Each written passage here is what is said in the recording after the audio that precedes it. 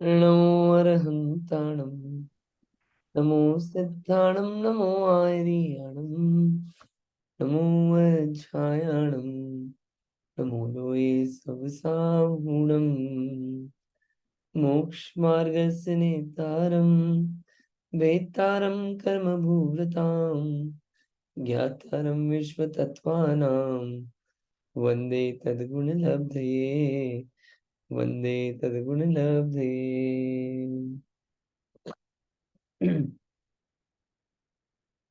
ये तीन लोक का वर्णन चल रहा है। तीन लोक में भी मध्य लोक। ये जो जीव तत्व है, जीव तत्व को समझने का प्रयास है ये जो जीव है, इसकी कैसी कैसी अवस्थाएं हो सकती है, हो जाती है और हुई है, और किसकी जगह जाता है अगर वो अपने आत्म स्वरूप को नहीं पहचानता है, अपनी आत्मा का उद्धार नहीं करता है, सम्यक दर्शन, सम्यक ज्ञान, सम्यक चारित्र नहीं करता है, तो कितनी जगह घूमना पड़ता है, भटकना पड़ता है। वो भी बात हमको इससे पता चलती है, इस तीन लोक के वर्णन से। कल हमने ढाई द्वीप देखा था। ढाई द्वीप में कैसी कैसी रचनाएं हैं, मुख्य रूप से बातें अपन ने समझ ली थी। आज उन्हीं बातों को थोड़ा सा सूत्र से और देख लेते हैं, ताकि आगे की और क्लैरिटी अपने को बनती जाएगी। ठीक है, सूत्र नंबर 24। भरत षड्विंशति पंचयोजन शत विस्तार षट चैकोन विंशति भागा योजनस्य। भरत षड्विंशति पंचयोजन शत विस्तार षट चैकोन विंशति भागा योजनस्य।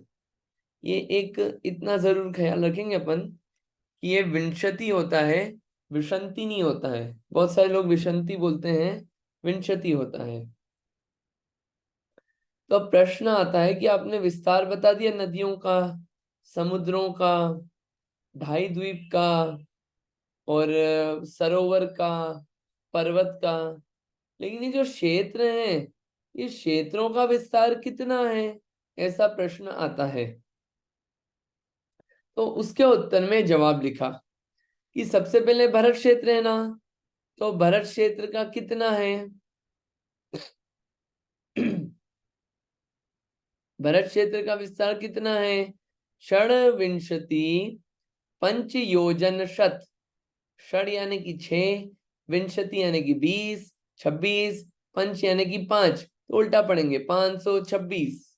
और ये शत आ गया ना पीछे, शत 526 योजन विस्तार षड च एकोन विंशति भागा।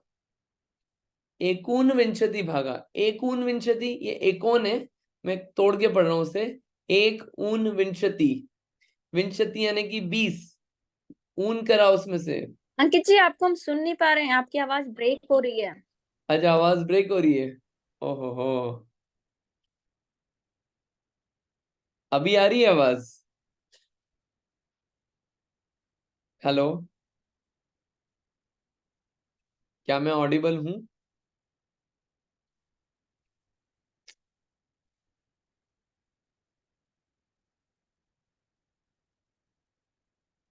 क्या मैं ऑडिबल हूं? हेलो,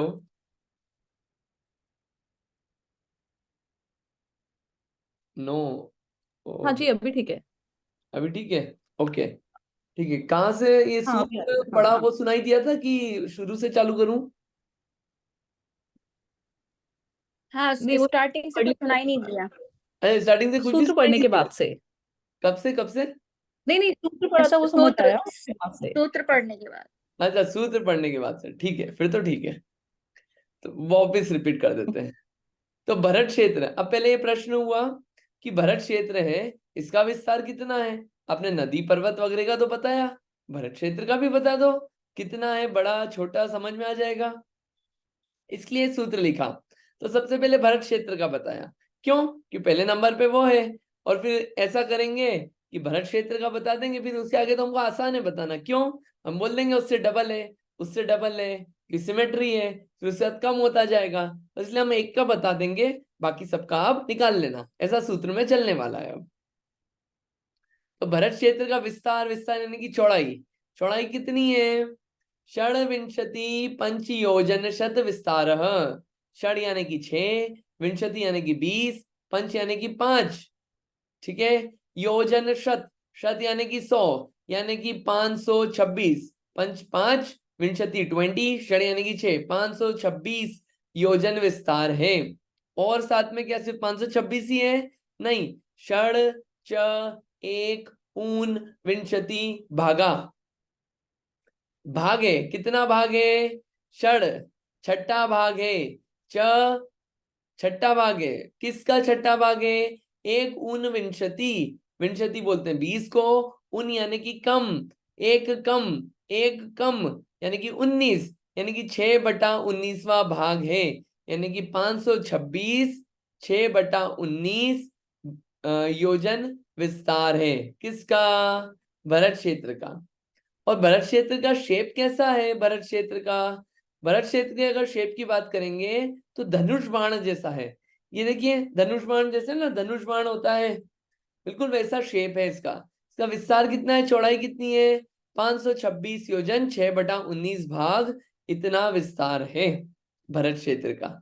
ठीक है, अब ये तो भरत क्षेत्र का हुआ, बाकी के पर्वतों का कितना है? तो आगे सूत्र आ गया, तद्विगुण द्विगुण विस्तारा वर्ष दर वर्षा विदेहांता। अब उससे आगे का क्या है? तत् द्विगुण द्विगुण विस्तारा, द्विगुण द्विगुण यानी कि दूना दूना है, तत् यानी कि उससे, उससे किससे? भरत क्षेत्र से दूना दूना विस्तार है। किसका? वर्ष दर वर्षा विदेहांता, यानी कि विदेह पर्यंत, विदेह अंता लिखा है ना, विदेह अंता यानी विदेह तक, विदेह क्षेत्र तक विस्तार कितना है? दूना दूना है। फिर उसके बाद क्या होगा? उसके बाद वापस कम होने लग जाएगा। क्यों?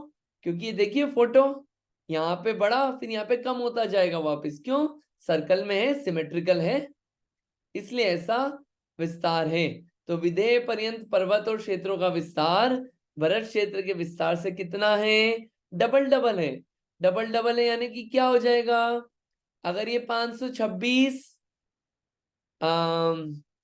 526 योजन 6/19 योजन है, तो फिर आगे वाले पर्वत क्षेत्र का कितना होगा?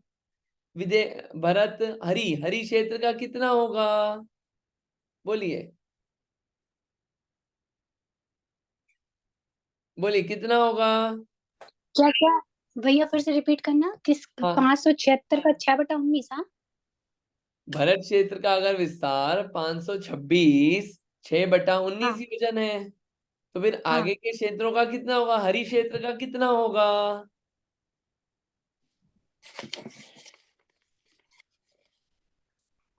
एक का बता दिया, आगे का बताया कि उससे डबल होएगा। आपको बस तो उसे कैलकुलेशन डबल करना है और बताना है मुझे। 1052 6/19। 1052 6/19 पक्का? हाँ, हाँ। ठीक है, वो क्या है, वो जो भाग है ना, भाग का भी दूना होएगा, तो आंसर में आएगा 1052 12/19। ठीक है, अच्छा अटेम्प्ट है, अच्छा, अच्छा। हाँ, हाँ, हाँ, होएगा ना, ऑलमोस्ट होएगा। क्लोज थे आप। ठीक है, हाँ। बढ़िया। तो ऐसे ही आगे डबल डबल होता जाएगा, ऐसा अपने को समझ लेना। ठीक है, ये कल विदेश क्षेत्र की बात आपको बताई दी थी पूरी विस्तार से, तो उसको अभी मैं वापस नहीं ले रहा हूँ, पढ़ नहीं रहा हूँ। कल बताया था विदेश क्षेत्र के भाग हो जाते हैं, 32 भूमियां हैं, नदियां हैं, 20 तीर्थंकर होते हैं। पढ़ लेते हैं अपन ये 20 तीर्थंकर की कल जो बात बताई थी, एटलीस्ट रीड कर लेते हैं। पढ़िए, आप पढ़ रहे हैं क्या? कोई शिखा दी, आप पढ़ रहे हैं क्या? हाँ, पढ़ती हूँ मैं। हम्म 20 विद्यमान तीर्थंकर। एक दिशा की 8 नगरियों के मध्य में कम से कम एक तीर्थंकर तो नियम से हमेशा विद्यमान रहते ही हैं। ओके। इस प्रकार 32 नगरियों में 4 तीर्थंकर कम से कम होंगे ही। ठीक है। एक मेरु संबंधित विधेय में 4 तीर्थंकर तो 5 मेरु संबंधित, एक मेरु संबंधित विधेय में 4 तीर्थंकर तो 5 मेरु संबंधित में कम से कम 20 तीर्थंकर होते हैं। अधिकतम 160 तीर्थंकर एक साथ विधेय क्षेत्र में हो सकते हैं। I have a question. Yes please. ये कैसे कह रहे हैं कि तीर्थंकर, तीर्थंकर तो कहीं भी नहीं होंगे ना, वो तो सिद्धा मतलब मोक्ष में होंगे। आप ये बताइए, तीर्थंकर अनंत अवस्था वाले होते हैं कि सिद्ध अवस्था वाले होते हैं? अयो, अच्छा, तो ये अनंत अवस्था वाले की बात हो रही है, फिर तो फाइनली तीर्थं सिद्धि बन जाती है। तीर्थंकर अरिहंत होते हैं कि सिद्ध होते हैं? अरिहंत। पक्का ना? अरिहंत है। हाँ अरिहंत हाँ। सिद्धालय में कैसे रहेंगे? तीर्थंकर तो अच्छा, यही रहेंगे ना, मध्यलोक में। हम्म राइट? क्लियर है ना? हम्म। अभी मतलब सिद्ध नहीं हुए वो, तो वो अरिहंत अवस्था में है तो हाँ, वो। अनंत अच्छा। अवस्था में है, तीर्थंकर हैं, पाए जाएंगे विदेश क्षेत्र में। कोई हम्म। आपत्ति नहीं है उसमें। हम्म ठीक है, चलिए। हम्म। क्लियर है ना सबको? चलिए हाँ। आगे, आगे देखते हैं फिर। कल 170 तीर्थंकर की गणना करी थी अपन ने, आप लोगों ने आंसर भी दे दिए थे, कल ये पढ़ लिया था अपन ने।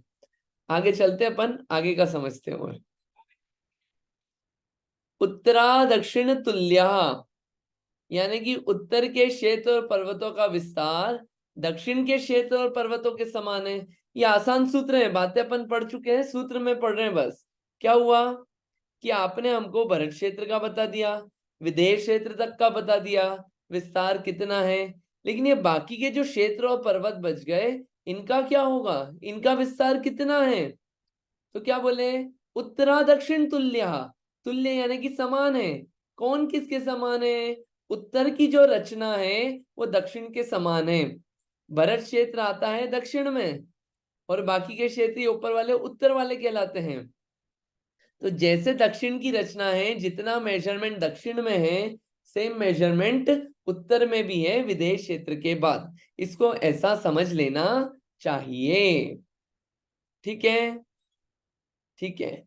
चलिए, अब इसके बाद आगे और सूत्र आते हैं। बीच में सूत्र थोड़े स्किप हुए हैं, वो उसका लिंक अलग है, इसलिए अपन 32वां सूत्र पढ़ रहे हैं 26वें के बाद। 27 से लेके 31 का कॉन्टेक्स्ट कुछ और है, तो वो बाद में आएंगे। तो फिर बता दिया कि अब जम्बू द्वीप जो है टोटल, अगर मैं आपको बताऊं कि भरत क्षेत्र है, भरत क्षेत्र का विस्तार कितना है? अभी देखा अपन ने 526 6/19 योजन बराबर। तो अगर भरत क्षेत्र का इतना है, तो जम्बू द्वीप का कितना भाग हुआ, ये कितना भाग हुआ ये? समझ में आया क्वेश्चन क्या है? क्वेश्चन क्लियर है? जम्बू द्वीप है 1 लाख योजन विस्तार वाला, ठीक है, और भरत क्षेत्र है 526 6/19 योजन विस्तार वाला। तो भरत क्षेत्र जम्बू द्वीप का कितना भाग है, कितना बड़ा हिस्सा है, ये बताना है आपको। 1/4, 1/8, 1/16, कितना भाग है, ये प्रश्न हुआ। ये ऐसा मैथ सॉल्व कर रहे हैं अपन, ताकि पता चलेगा कि जम्बू द्वीप ने कितनी जगह घेरी है। क्या जम्बू द्वीप ने, भरत क्षेत्र ने कितनी जगह घेरी है जम्बू द्वीप की? तो निकालते हैं इसको। भरतस्य विष्कम्भो जम्बूद्वीपस्य 90% कितना भाग? 90% 90%। 90 यानी कि 90, शत यानी कि 100, यानी 190, 190वां भाग, 190वां भाग भरत क्षेत्र ने घेर रखा है जम्बू द्वीप का। क्लियर है? जैसे मान लीजिए एक गोला है, एक गोले में मैंने एक चॉकलेट रखी कोई सी, उसमें एक चीज रख दिया छोटा सा। पूछेंगे ये सर्कल में इस चीज ने कितनी जगह घेर रखी है, तो आप बोलेंगे 1/8 जगह घेर रखी है। जैसे कि एक और एग्जांपल, पिज्जा होता है, पिज्जा पिज्जा खाते हैं सब लोग, तो पिज्जा में क्या होता है, ये स्लाइस कट किया, तो पूछते हैं कितना स्लाइस खाओगे आप, कितना खा पाओगे? नहीं नहीं, हम पूरा नहीं खा पाएंगे, हम तो 1/4 खा पाएंगे सिर्फ।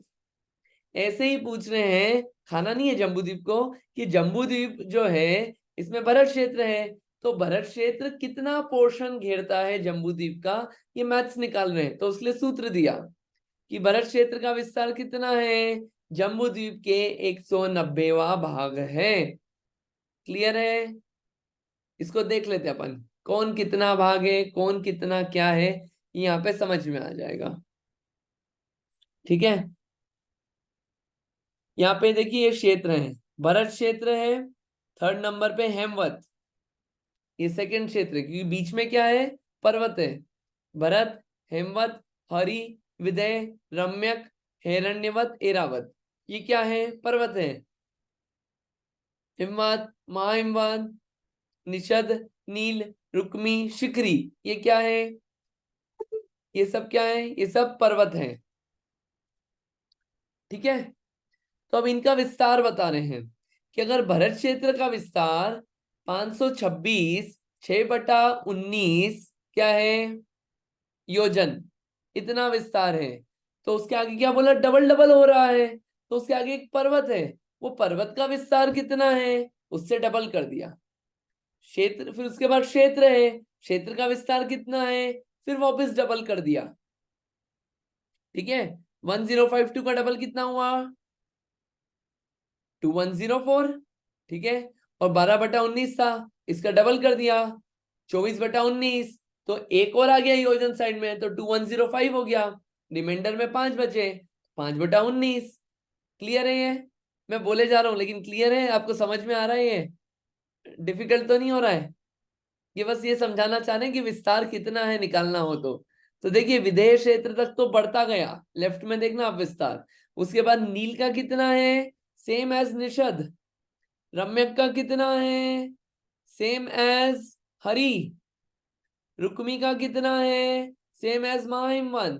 अपन ने बोला ना उत्तरा दक्षिण तुल्य, तो ये विस्तार उतना हो गया। अभी निकाल दिया कौन सा वह भाग है, लिखा भरत क्षेत्र का योजन कितना विस्तार है, 526 6/19, इसको डिवाइड किया कितने से, 1,00,000 योजन से, क्योंकि जम्बूद्वीप इतना है, तो कितना हुआ भाग आएगा, 1/90 आएगा। फिर उसके बाद क्या हमने बोला, दूना दूना हो रहा है, तो हमने कैलकुलेशन भी नहीं करा, डबल कर दिया, 2/190, फिर 4/190, फिर 8/190, इतना ऐसे होता जाएगा, इतना भाग है जम्बूद्वीप का। ये क्लियर है अपने को? और इन सबको जब अपन सम करेंगे इन सब भागों को, तो क्या आएगा, 190 डिवाइडेड बाय 190 विच इज 1, यानी कि पूरा जम्बूद्वीप का आ जाएगा 1,00,000 योजन विस्तार। क्लियर है? ये फास्ट तो नहीं हुआ, समझ में आया आपको, आवाज आ रही है? ठीक है, हाँ जी रीता आंटी जी बताइए प्लीज। हाँ जय जिनेन्द्र, मुझे एक क्वेश्चन है हम्म कि हमने कल पढ़ा था ना 5 वर्ग क्षेत्र है, राइट? हम्म तो 5 वर्ग क्षेत्र की यही व्यवस्था होती है क्या विस्तार के हिसाब से? जो मतलब विस्तार के हिसाब से देखें तो क्या है, जैसे जम्बू द्वीप है, जम्बू द्वीप का कितना है, 1,00,000 योजन विस्तार। उसके बाद का समुद्र है लवण समुद्र, वो उससे डबल है, 2,00,000 योजन विस्तार। ठीक है, फिर धात की हाँ खंड द्वीप है, उसका मेजरमेंट कितना है, 4,00,000 योजन विस्तार। तो अगर वो द्वीप बढ़ रहा है तो उसके अंदर की जो चीजें हैं उनकी भी, वो भी डबल डबल होते जाते हैं। जैसे यहाँ का भरत क्षेत्र 526 है, तो वो क्या होगा, वो इससे ज्यादा होगा, इतना ही नहीं होगा 526 योजन वाला, इससे ज्यादा होगा, क्योंकि वो भी बढ़ गया ना 4 टाइम्स, तो ये भी बढ़ जाएगा हाँ उतना ही। ऐसा इसको समझ लेना चाहिए। क्लियर ओके, है? हाँ थैंक यू। हम्म,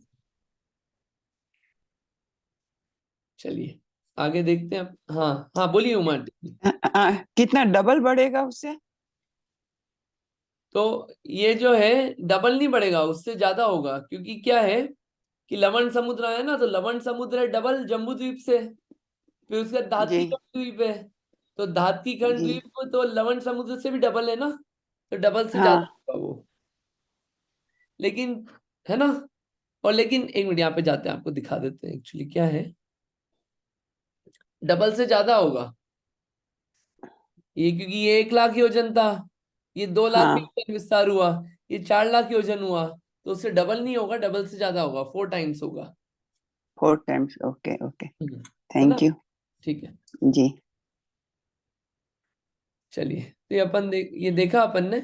अब सूत्र नंबर 26 के बाद 27वां देखना था अपने को, कि अब ये थोड़ा टॉपिक चेंज हो रहा है, कि आपने भरत एरावत क्षेत्र के बारे में जितनी भी बात बोली सो तो ठीक है, लेकिन यहाँ पे व्यवस्थाएं कैसी है, यहाँ पे कैसे अपने जैसे ही लोग हैं, किस तरह का क्या है, थोड़ा सा उसके बारे में क्लैरिटी हो जाए तो और इन्फॉर्मेशन समझ में आएगी। तो उसके लिए सूत्र दिया है, यहाँ पे समझ में आएगा अपने को कर्म भूमि भोग भूमि क्या होता है, कर्म भूमि में जीव कैसे रहते हैं, ये सब बातें यहाँ पे समझ में आने वाली है।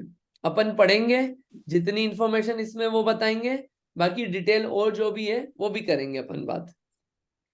सूत्र पढ़ते हैं। भरत ऐरावतयोर वृद्धि रासौ षट समयाभ्याम उत्सर्पिण्य वत्सर्पिण्यभ्याम। सूत्र इसके बड़े बड़े हैं, मैंने आप लोगों से पढ़वाए भी नहीं, लेकिन आप पढ़ लीजिए, एक आध सूत्र तो पढ़िए। मैं पढ़ा जा रहा हूँ, पढ़िए आप प्लीज। कौन पढ़ना चाहेगा एक आध सूत्र?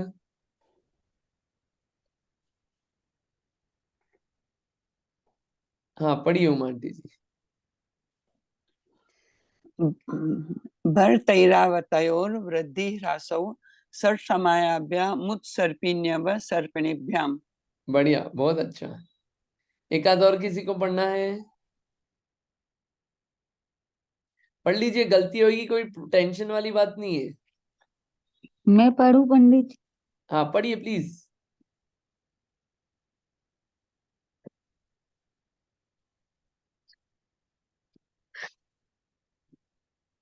आपकी आवाज नहीं आ रही है। मैं पढ़ूं पंडित जी? हाँ पढ़िए पढ़िए प्लीज पढ़िए।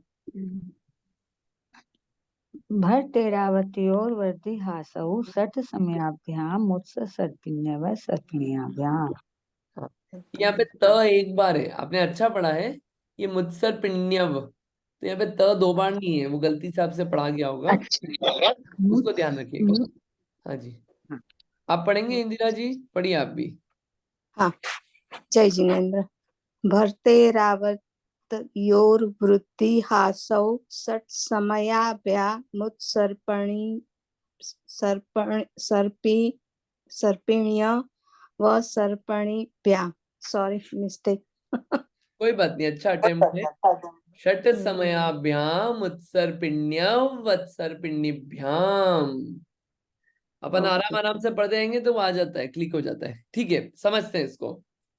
ओके, कि thank you. Bharat Airavat your वृद्धि रासौ, भरत एरावत योर वृद्धि रासौ, वृद्धि यानी कि बढ़ना, रासौ यानी कि कम होना, षट समयाभ्याम, षट समयाभ्याम यानी कि 6 समयों में, 6 समय यानी कि 6 काल, उत्सर्पिण्यव अवसर्पिण्यभ्याम, उत्सर्पिणी और अवसर्पिणी के, यानी कि भरत और एरावत क्षेत्र में क्या होता है, 6 समय होते हैं काल के, 6 काल होते हैं जो कि उत्सर्पिणी और अवसर्पिणी के होते हैं।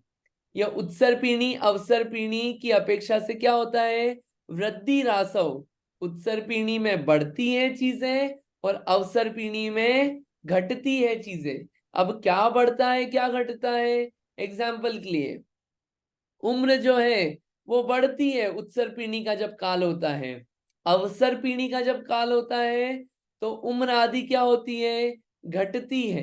ये अपन आगे विस्तार से देखेंगे, आएगा इसी सूत्र में, उसको पढ़ेंगे। तो ये सिर्फ भरत एरावत क्षेत्र की बात बताई कि वहां पे काल चेंज होते हैं। अब कैसे चेंज होते हैं क्या है समझते हैं, कि एक होता है उत्सर्पिणी काल और एक होता है अवसर्पिणी काल, ऐसे 2 तरह के होते हैं।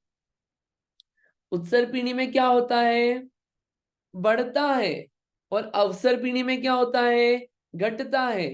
जैसे कि अभी चल रहा है अवसर पीढ़ी काल, ये जो एक का पहला दूसरा तीसरा चौथा पांचवा छठा काल, तो ये क्या हो रहा है, अपनी उम्र घट रही है, शक्ति घट रही है, ज्ञान घट रहा है। ये जो भी चीजें घटना होता है ना, इसे बोलते हैं अवसर पीढ़ी। ठीक है, अवसर पीढ़ी काल बराबर, ये 1 से छठे काल तक जो चलता है। फिर छठे से पहला आएगा, 1 से 6 हुआ, फिर 6 5 4 3 2 1 ऐसे फ्लो होगा, उसको बोलते हैं उत्सर पीढ़ी काल। क्या बोलते हैं, उत्सर पीढ़ी। इसमें सब चीजें बढ़ती है, पहले उम्र कम रहेगी, फिर उम्र क्या होगी, बढ़ती जाएगी। एग्जाम्पल के लिए आदिनाथ भगवान की आयु थी, बहुत ज्यादा थी, अभी आयु कितनी है, 100 साल, 70 साल, 80 साल, कम हुई ना अभी, अब बढ़ती जाएगी वापस, ऐसे जब वापस रिटर्न होंगे, छठा पांचवा चौथा तीसरा दूसरा पहला, उसको बोलते हैं उत्सर पीढ़ी काल। तो उत्सर पीढ़ी काल का समय कितना होता है, 10 कोड़ा कोड़ी सागर, 10 multiplied by 1 crore multiplied by 1 crore multiplied by 1 सागर, दैट इज इक्वल्स टू 1 उत्सर पीढ़ी। ऐसे ही अवसर पीढ़ी, 10 multiplied by 1 crore multiplied by 1 crore multiplied by 1 सागर, ये कितना हो गया, 10 कोड़ा कोड़ी सागर। टोटल कितना हो गया, 20 कोड़ा कोड़ी सागर। तो एक कल्प काल कितने का होता है, 20 कोड़ा कोड़ी सागर का। और एक सागर में कितने होते हैं, 10 कोड़ा कोड़ी पल्य। मतलब यहाँ तो already crore multiplied bye crore चल रहा था, 10 टू पावर 14। ठीक है, और आ गए 10 कोड़ा कोड़ी, 10 टू पावर 14 और आ गया, कितना हो गया, 10 टू पावर 28, और फिर 200 भी है, तो 10 to power 30, 2 multiplied by 10 to power 30 multiplied by पल्य। यानी कि एक पल्ले को कितनी बार रखना, 10 टू पावर 30 टाइम्स रखते जाना, और उसको सम कर देना, इतना बड़ा होता है कल्पकाल। कितनी बार रखना है, 10 to power 30 times, 10 to power 7 होता है करोड़, 10 टू पावर 7 टाइम्स नहीं बोलना, 10 टू पावर 30 टाइम्स रखना है एक पल्ले को। और पल्ले जो होता है, पल्ले का मेजरमेंट भी बहुत बड़ा है। ये साल जो है, करोड़ वरोड़ साल तो कुछ नहीं लगते एक पल्ले के सामने, ये पल्ले भी बहुत बड़ा होता है। ऐसे इतना बड़ा ये क्या होता है, ये काल होते हैं। हर एक काल का अपना अपना समय है, उसको अपन आगे समझेंगे। ठीक है, ये व्यवस्था है। अब कौन कौन से काल में कैसी व्यवस्था रहती है, इसको पढ़ते हैं, फिर अपन इसको समझेंगे। पढ़िए, कौन पढ़ रहे हैं आप में से, कौन पढ़ना चाहते हैं, कोई पढ़ना चाहते हैं तो बताइए। पढ़िए नीलिमा जी। जय जिनेन्द्र। अवसर पीढ़ी के 6 काल।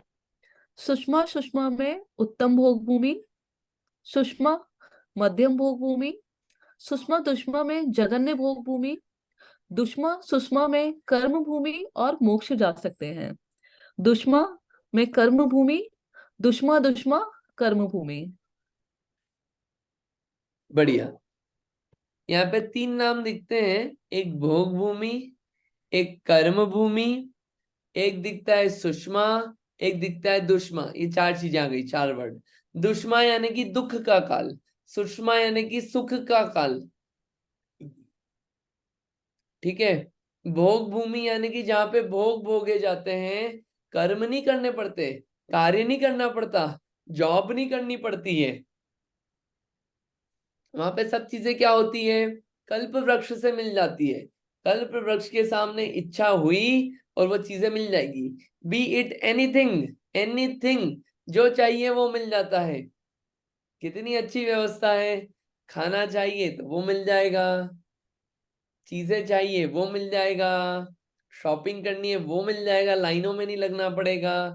बहुत सारी चीजें हैं जो भोग भूमि में मिल जाती है। कर्म भूमि में असी मसी कृषि आदि कार्य करने पड़ते हैं, ये कर्म भूमि होती है, जिसमें अपन है ये कर्म भूमि है। तो चौथा पांचवा छठा काल कर्म भूमि का है, पहला दूसरा तीसरा काल भोग भूमि का है। कहाँ पे? भरत और ऐरावत क्षेत्र में। वो जम्बू द्वीप का हो, धात्किकण द्वीप का हो या पुष्करार द्वीप का हो, सब में ऐसी व्यवस्था है। तो जो ये चौथा काल है दुष्मा सुषमा, इसमें मोक्ष जा सकते हैं चौथे काल में। पांचवे छठे काल में मोक्ष नहीं जा सकते। पहले दूसरे तीसरे काल में मोक्ष नहीं जा सकते। हाँ जी बोलिए, बताइए आंटी जी।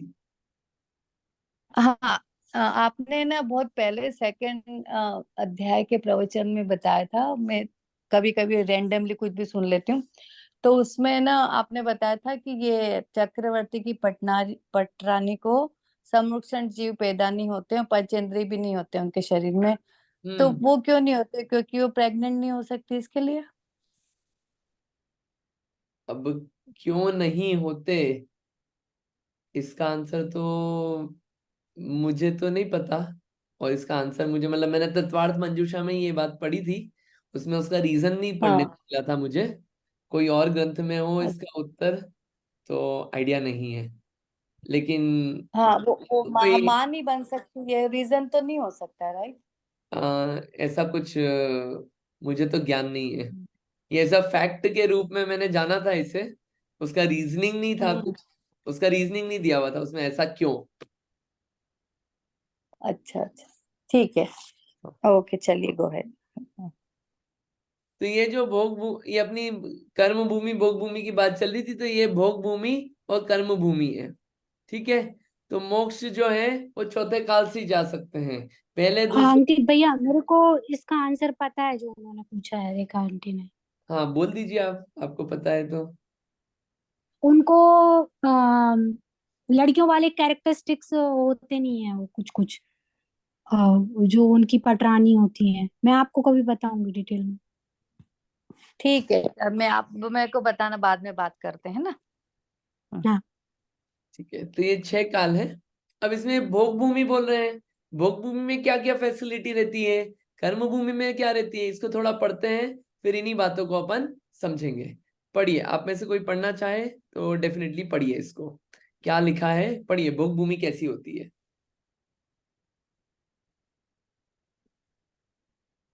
हाँ पढ़िए, रीटा आंटी जी आप पढ़ना चाह रहे हैं, पढ़िए।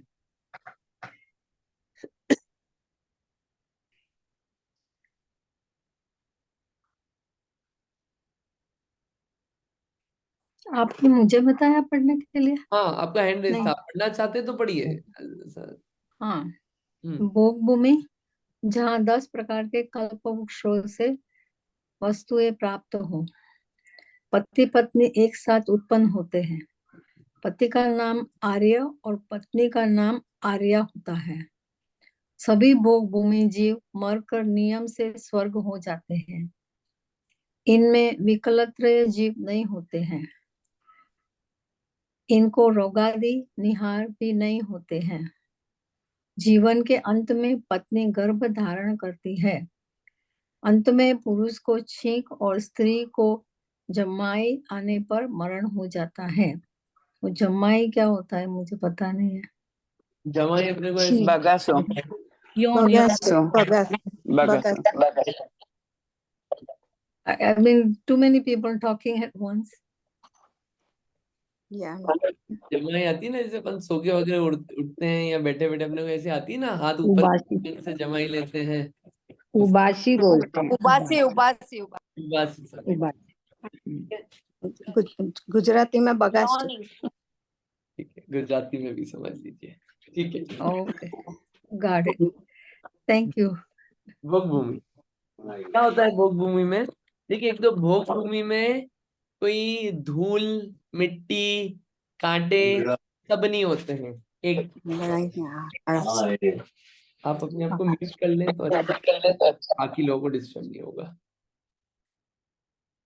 भोग भूमि में ये कांटे, धूल, मिट्टी ये सब नहीं होती। भोग भोगने की जगह है। दूसरी चीज, वहां पे विकलत्रय जीव नहीं होते भोग भूमि में। विकलत्रय यानी कि 2 इंद्री से लगा के 4 इंद्री जीव नहीं पाए जाते भोग भूमि में। असंगी जीव नहीं पाए जाते भोग भूमि में। ठीक है, कल्प वृक्ष होते हैं वहां पे, वहां पे कोई स्वामी या नौकर नहीं होता है कि कोई तो मालिक है और कोई नौकर है। वहां पे ये कोई भेद नहीं है, सभी अपने अपने इंडिपेंडेंटली मालिक जैसे रहते हैं, क्योंकि वहां पे कार्य किसी से नहीं कराना है। वहां पे जो भी चाहिए, जो भी सेवा चाहिए, वो सब कल्प वृक्ष आपको चीजें प्रदान कर देते हैं। कल्प वृक्ष के बारे में अपन आगे पढ़ेंगे। वहां पे कोई आपस में कलह नहीं है कि आपस में कोई लड़ रहा हो, कोई झगड़ रहा हो, ये सब कार्य वहां पे नहीं होते हैं। वहां पे कोई एक दूसरे से ईर्ष्या नहीं है कि ये मेरे से आगे बढ़ गया, या ऐसा कुछ नहीं। वहां पे बीमारी नहीं होती है भोग भूमि में, नाम ही भोग भूमि है। भोग भोगने की जगह है, दुख भोगने की जगह नहीं है। सांसारिक दुख, सांसारिक सुख मिलता है वहां पे। चोरी नहीं करता है वहां पे कोई, क्योंकि इतनी क्या वांछाएं नहीं रहती है। और कल्प वृक्ष से सब मिलता है, कल्प वृक्ष से सब मिलता है, तब भी उसको इकट्ठा नहीं करते हैं। परिश्री रमण नहीं करते लोग वहां पे कोई पुलिस आदि नहीं चाहिए। ये ऐसी भोग भूमि की व्यवस्था रहती है। वहां पे मल मूत्र का क्षेपण नहीं होता जीवों के द्वारा। क्या, ये यहाँ पे ऐसी भोग भूमि की व्यवस्था है। और वहां पे जन्म कैसे होता है कि ये जो माता पिता होते हैं, क्या हुआ उनको मतलब वो अंत में मतलब युगलिया जन्म होता है वहां पे, युगलिया, ठीक है। और युगलियों का जन्म होता है, उनके जन्म होते ही माता पिता की मृत्यु हो जाती है। ऐसी वहां पे व्यवस्था है। और भोग भूमिया जीव मर के स्वर्ग में ही जाते नियम से, वो नरक आदि में नहीं जाते। वो कहाँ पे जाएंगे? स्वर्ग में। अब स्वर्ग में कौन से वाले देव बनते हैं वो डिपेंड करता है। अगर सम्यक दृष्टि है तो कहाँ जाएंगे? ऊपर के स्वर्गों में जाएंगे। वरना जो भवन त्रिक है, भवनवासी, व्यंत्य, ज्योतिष, उन देवों में जाते हैं। और यहाँ के जो ये बच्चे हैं, क्या होता है, ये जो बच्चे होते हैं ये आपस, ये मतलब माता पिता की तो मृत्यु हो जाती है। ये क्या होता है, 21 दिनों में, जो प्रथम भोग भूमि है, वहां के जीव जो हैं वो 21 दिनों में तरुण हो जाते हैं, जवान हो जाते हैं 21 दिनों में, ठीक है। और जो द्वितीय भोग भूमि है, वहां पे कितने दिन में हो जाते हैं? वहां पे 35 दिनों में तरुण हो जाते हैं। और तृतीय भोग भूमि में 49 डेज में तरुण हो जाते हैं। मतलब तरुण हो जाते हैं, ये भी समझ लेना कि सम्यक्त्व धारण करने के पात्र हो जाते हैं। भोग भूमि में देश व्रत धारण नहीं कर सकते, संयम धारण नहीं कर सकते, मुनिराज नहीं बन सकते। सिर्फ सम्यक दर्शन की प्राप्ति हो सकती है। सम्यक दर्शन की प्राप्ति भी कैसे हो सकती है? एक तो जाति स्मरण हो जाए, या देवों के द्वारा कोई उपदेश दे दे, या कोई रिद्धिधारी मुनिराज का गमन हो जाए यहाँ पे भोग भूमि में, तो हो जाएगी। बाकी और कोई कारण वहां पे सम्यक दर्शन का नहीं बनता है। संयम धारण करना है, व्रत धारण करना है, तो वो भोग भूमि में वो व्यवस्था नहीं है। वो व्यवस्था तो कर्म भूमि में ही है। तो अगर अपने को कोई संयम धारण करना हो तो वो भी यहाँ चांस है। तो अपने को डिसाइड करना है कि अपने लिए इंपॉर्टेंट क्या है, भोग भोगना इंपॉर्टेंट है कि संयम धारण करना इंपॉर्टेंट है। ये डिसीजन अपने को ही लेना होगा, क्योंकि लाइफ अपनी है, भव अपना है। अपने को ही भोगना है, दुख भोगना है या सुख भोगना है, भोगना अपने को ही है। तो वो अपने को ही डिसीजन लेना होगा। ये बातें समझने से अपने को डिसीजन लेने में हेल्प मिलती है कि अपने को क्या करना है, किसकी वांछा करना है। भोग भूमि की वांछा करना है कि कर्म भूमि की वांछा करना है, या भूमियों की वांछा ही नहीं करना है, हमको तो भूमि से रहित होना है, अष्टम भूमि में जाना है। ये सब पढ़ के अपने को क्या है, डिसीजन लेने में मदद मिलती है, जो अपना थॉट प्रोसेस है उसमें। ठीक है, इतनी बातें आपको क्लियर आपकी हुई? आवाज ब्रेक हो रही है भैया। अच्छा, आवाज ब्रेक हो रही है।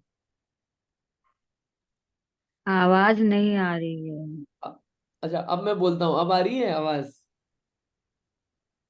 हेलो, अभी आ रही है? Hello, hello, hello,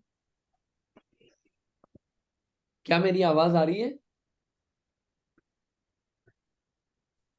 hello,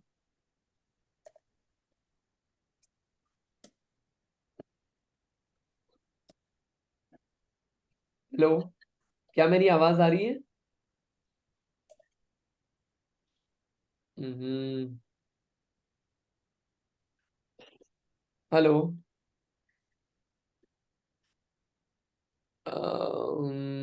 internet का प्रॉब्लम, लेट्स सी। क्या करें?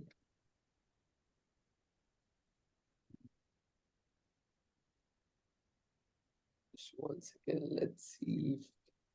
Now better. अबे अच्छा, अब आ रही है? ओके, ठीक है। कहाँ से छूटा? कहाँ तक सुना आपने? कहाँ तक बात? पिछले मतलब 1-2 मिनट तो आ ही नहीं रही आपकी, 1 मिनट तो आप समझ लीजिए। क्या बोले? 1 मिनट तक नहीं आई आवाज? तो कहाँ हाँ, लास्ट 1 मिनट। लास्ट वर्ड क्या सुना था? वो तरुण हो जाते हैं, 21 दिन में तरुण हो जाते हैं। अच्छा, 21 दिन में तरुण हो जाते हैं। चलिए ठीक है। पहली भोग भूमि जो है वहां पे 21 दिन में तरुण हो जाते हैं। दूसरी भोग भूमि जो है वहां पे 35 दिन में तरुण हो जाते हैं।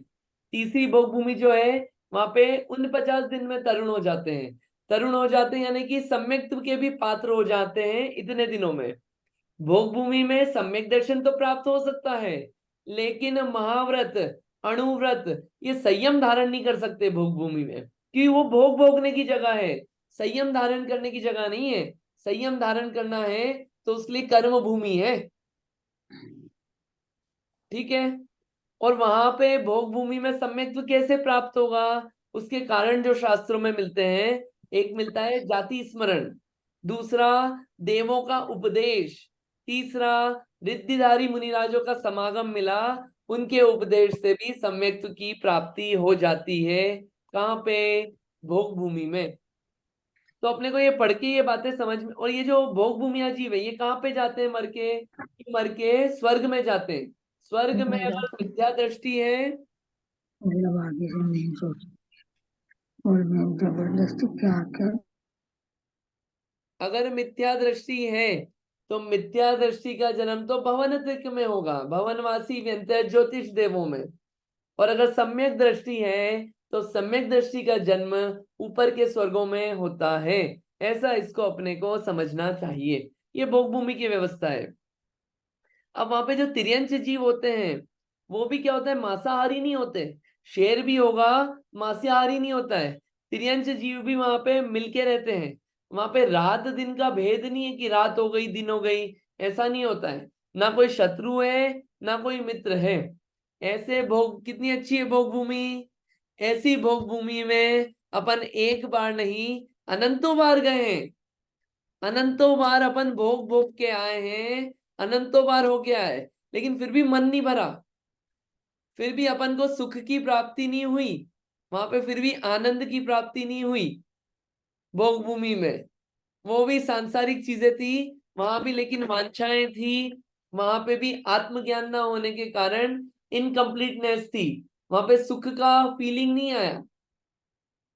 तो भोग, ये पढ़ के अपने को डिसीजन पता चलता है कि अपने को भोग भोगना इंपॉर्टेंट है कि अपने को संयम धारण करना इंपॉर्टेंट है। अगर भोग भोगना इंपॉर्टेंट है तो भोग भूमि में जाए अपन।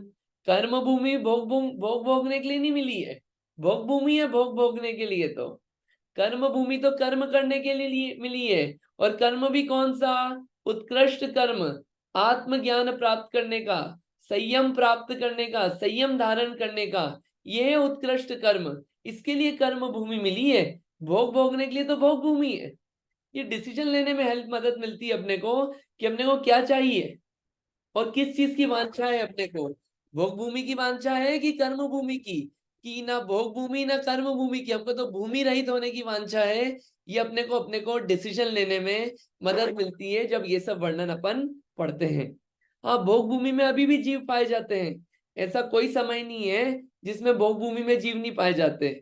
लेकिन अभी भोग भूमि भरत क्षेत्र में नहीं है। यहाँ पे अभी तो कर्म भूमि चल रही है, भोग भूमि अभी दूसरी जगह है। ये जो बाकी के क्षेत्र पढ़े ना अपन ने, भरत, हेमवत, हरि, यहाँ पे भोग भूमि की व्यवस्था है, वहां पे है भोग भूमि अजीव। अभी तो यहाँ पे 5वां काल चल रहा है, तो यहाँ पे अभी भोग भूमि नहीं है। ये तो अभी क्या है? कर्म भूमि है। ऐसा इसको अपने को समझ लेना चाहिए, ठीक है। अब ये जो भोग भूमि वाले जीव हैं, ये कितना खाते हैं, कैसा खाते हैं, कल्प वृक्ष कैसे होते हैं, कल्प वृक्ष के बारे में अपन थोड़ा सा पढ़ लेते हैं। आप लोग पढ़िए, फिर आगे की और अपन बात करेंगे। कोई क्वेश्चन हो तो पूछना। हाँ, होपफुली आवाज आई होगी, नहीं आई हो तो आप बोल देना। कल्प वृक्ष के बारे में पढ़ना है अपने को। हाँ, पढ़िए उमा आंटी जी।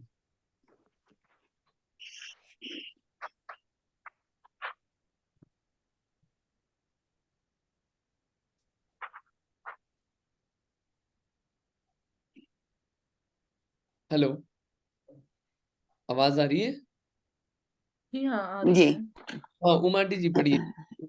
हाँ, कल्प वृक्ष पानांग भोग भूमिजो को मधुर सुस्वादु 6 रसों से युक्त प्रशस्त अतिशीत और तुष्टि एवं पुष्टि को करने वाले ऐसे 32 प्रकार के पेय द्रव्य को दिया करते हैं। ये तो सिर्फ पीने तुरियांग ये तो सिर्फ पीने की चीजें दे रहे हैं। अच्छी अच्छी ड्रिंक्स, ठंडी, संतुष्ट करने वाली, पौष्टिक, 6 रसों से युक्त, सुस्वादु, मधुर, ये चीजें चाहिए तो पानांग नाम का कल्प वृक्ष है। ठीक है, हाँ पढ़िए।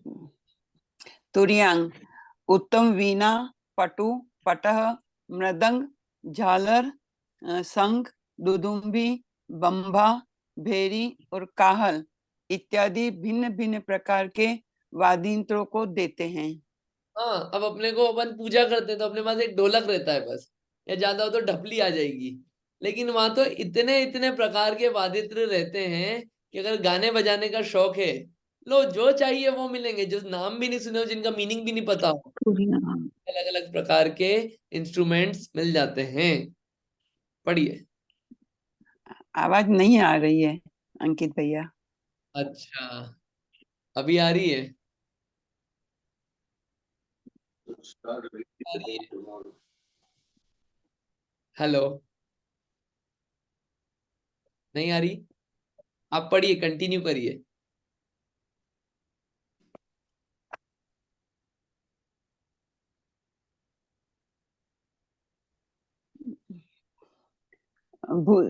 भूषणांग भूषणांग जाति के कल्पवृक्ष कंकन कटिसूत्र हार केयूर मंजीर कटक कुंडल किरीट और मुकुट इत्यादि आभूषणों को प्रदान करते हैं। हाँ, अब आभूषण चाहिए तो वो कहाँ से मिलेंगे? ये कल्प, जो आभूषण मांगेंगे मिल जाएंगे। चलिए। भैया भैया हाँ बोलिए। हाँ, मेरी आवाज आ रही है आपको? आ रही है। हाँ, आप तुरयांग का बताएंगे। तुरयांग में आपकी पूरी वॉइस चली गई थी। आप वहां तक बता रहे थे जैसे हमें ढपली, ढोलक ढपली मिल जाती है, उसके बाद आपकी बात चली गई थी। फिर आपने क्या बोला? पट्टू पट्टा मृदंग झालर शंख दुंदुभी बम्बा मृदंग। अपने को जौन से इंस्ट्रूमेंट्स चाहिए हो, जिनके नाम भी नहीं सुने हो, वो सब इंस्ट्रूमेंट्स की प्राप्ति अपने को ये तुरयांग नाम के कल्प वृक्ष से हो जाती है भोग भूमि में। भोग भूमि में उतने भी मिल जाते हैं, और जितने क्वांटिटी में चाहिए हो उतने क्वांटिटी में मिल जाते हैं इन कल्प वृक्षों से। कोई लिमिटेशन नहीं रहती है इनकी। ठीक है, आगे। वस्त्रांग नित्य चिंपट एवं उत्तम छौमादी वस्त्र तथा अन्य मन और नयनों को आनंदित करने वाले नाना प्रकार के वस्त्रादि देते हैं। वस्त्र चाहिए, ऐसे वस्त्र, आपको यूनिक वस्त्र चाहिए जो किसी के पास डिजाइन ही नहीं हो, ऐसे वस्त्र भी मिल जाएंगे। ऐसे वस्त्र जो कोई स्टोर पे नहीं मिले, ऐसे वस्त्र मिल जाएंगे। और बहुत अच्छे सुंदर लगने वाले, जैसे वस्त्र चाहिए हो, जिस क्वालिटी के, जिस कपड़े के, जिस डिजाइन के, जिस कलर के, वो सब मिल जाते हैं। बनाने नहीं पड़ते, सिर्फ मन में विचार आया कल्प वृक्ष के सामने, और कल्प वृक्ष से वो चीजें मिल जाती है। पढ़िए आगे।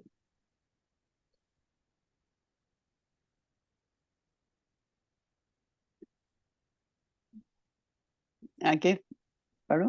हाँ पढ़िए। भोज भोजनांग 16 प्रकार का आहार व 16 प्रकार के व्यंजन, 14 प्रकार के सूप दाल आदि, 108 प्रकार के खाद्य पदार्थ, स्वाद्य पदार्थों के 363 प्रकार और 63 प्रकार के रस भेदों को पृथक पृथक दिया करते हैं। अब क्या है? खाने पीने की चीजें, 16 16 प्रकार के आहार, बहुत सारी दालें, जिन दालों के नाम भी नहीं सुने हो, 108 तरह की चीजें खाने की, स्वाद लेने की 63 प्रकार की चीजें, ऐसे अलग अलग स्वाद वाली चीजें जिनके नाम भी नहीं सुने हो अपन ने, अपन अपने जीवन में कभी नहीं खाए हो, ऐसी चीजें भी भोजनांग नाम के कल्पवृक्ष से प्राप्त होती है। बनानी नहीं पड़ती, बाजार से ग्रोसरी स्टोर नहीं जाना पड़ता है वहां पे, वो सब कल्पवृक्ष प्रदान कर देता है। वहां तो सिर्फ भोग भोगना है, जितनी कैपेसिटी है उतना भोग भोगो। ये कल्पवृक्ष की और भोग भूमि की व्यवस्था है। हाँ। आलियांग, स्वस्तिक और नंद्यावर्त इत्यादि जो 16 प्रकार के रमणीय दिव्य भवन होते हैं उनको दिया करते हैं। हाँ, प्रॉपर्टीज चाहिए तो प्रॉपर्टीज के लिए ऐसा नहीं ऑक्शन करना पड़ता है, बिड करना पड़ता है, या कोई फ्रॉड कर लेगा प्रॉपर्टी में, ये सब नहीं होगा। वहां पे तो कल्पवृक्ष से मांगा महल मिल जाएगा, एक चाहिए 50 चाहिए मिल जाएगा, लेकिन लोग 50-50 नहीं मांगते। वहां पे जीव भी इतने संतुष्ट होते हैं। खाने पीने में भी ऐसा होता है कि भोजन कितना करते हैं, अवेलेबल तो इतना है, भोजन कितना करते हैं, बेर जो होता है ना, बेर बेर बेर बराबर भोजन करते हैं, बेर बराबर भोजन करते हैं। इतना सा भोजन, बस इतना सा खा के हो गया, अवेलेबल है सब कुछ, इतना सा खाने की वांछा रहती है, इतने संतुष्ट रहते हैं। आगे। दीपांग, प्रासादों में शाखा प्रवाल माने नवजात पत्र, फल फूल और अंकुर आदि के द्वारा जलते हुए दीपकों के समान प्रकाश देते हैं। ठीक है, आगे।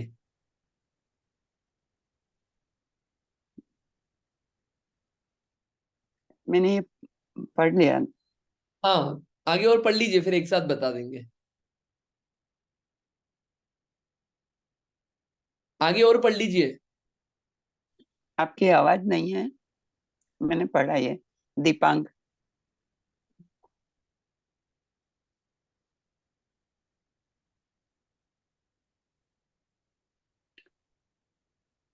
आगे पढ़ लीजिए और भाजनांग, भाजनांग जाति के कल्पवृक्ष सुवर्ण एवं बहुत से रत्नों से निर्मित धवलझारी, कलश, गागर, चामर और आसनादिक प्रदान करते हैं। मालांग, वल्ली, तरु, गुच्छ और लताओं से उत्पन्न हुए 16,000 भेद रूप पुष्पों की विविध मालाओं को देते हैं। तेजांग, तेजांग जाति के कल्पवृक्ष मध्य दिन के करोड़ों सूर्यों के किरणों के समान होते हुए नक्षत्र, चंद्र और सूर्यादि की कांति का सहरण करते हैं। बढ़िया। ये 10 प्रकार के कल्पवृक्ष थे। दीपांग, दीपांग क्या करते हैं, ये दीपक जो होते हैं उनके समान प्रकाश देते हैं। भाजनांग, भाजनांग क्या होते हैं कि बहुत रत्नों से निर्मित अलग अलग कलश चाहिए, गगरियां चाहिए, ये सब प्रदान करते हैं। मालांग, माला वगैरह जो होती है, अलग अलग मालाएं चाहिए तो 16,000 प्रकार की मालाएं प्रदान कर देंगे। तेजांग, मतलब ये कल्पवृक्ष का काम ही होता है कि सूर्य जितनी रोशनी प्रदान करे, एक सूर्य जितनी नहीं, करोड़ों सूर्य जितनी रोशनी प्रदान कर सकते हैं। तो ये जितने भी ये चंद्र ये जो होते हैं बाकी सब उसके सामने फीके पड़ते हैं। ऐसी इन कल्प वृक्षों की व्यवस्था रहती है। एक क्वेश्चन आया कि यहाँ पे बर्तन कौन धोता है, dish washing is a big job, इसे कौन धोता है। क्वेश्चन तो अच्छा है, लेकिन अब पता नहीं क्या, मतलब वो उनको नहीं धोने पड़ते हैं, बर्तन वर्तन का कोई लोड नहीं रहता है कि बर्तन धोना है, चलो खाना तो खा लिया, खाना मिल गया, बर्तन वर्तन धोने का टेंशन नहीं रहता है वहां पे। वहां पे सिर्फ भोग भोगना है।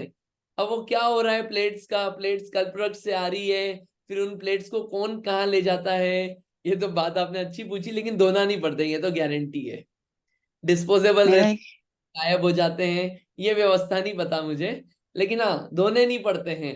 और गंदगी भी नहीं रहती है, ये भी क्लियर है कि गंदा पड़ा रहता हो, ये भी नहीं होता है, और धोने भी नहीं पड़ते हैं, और कोई नौकर भी नहीं रहता है, ये ऐसी व्यवस्था है। ठीक है, तो मेरा भोग। एक प्रश्न है, जी। वो ऐरावत क्षेत्र में भी अभी पंचम काल चलता है? हाँ जी, बराबर। ओके, जैसी व्यवस्था यहाँ, ठीक है, थैंक यू। व्यवस्था ऐरावत क्षेत्र में है। तो अगर भोग भोगना है तो भोग भूमि है, और अगर अपन अभी भोग भूमि में नहीं है तो अभी कर्म भूमि वाले काम करना चाहिए। धर्म आदि करने के लिए कर्म भूमि मिली है, संयम सम्यक्त्व आदि धारण करने के लिए कर्म भूमि मिली है, तो उसी के लिए जीवन को लगाना है। ये अपने को 3 लोक का वर्णन पढ़ के अपने को ये बात समझ में आती है कि कौन सी चीज किस काम के लिए मिली है। जिस काम के लिए मिली है तो वो तो न्याय है उसके साथ करना, और जिस चीज के लिए नहीं मिली है और उसके अपोजिट काम किया जाए तो वो क्या है, अन्याय है।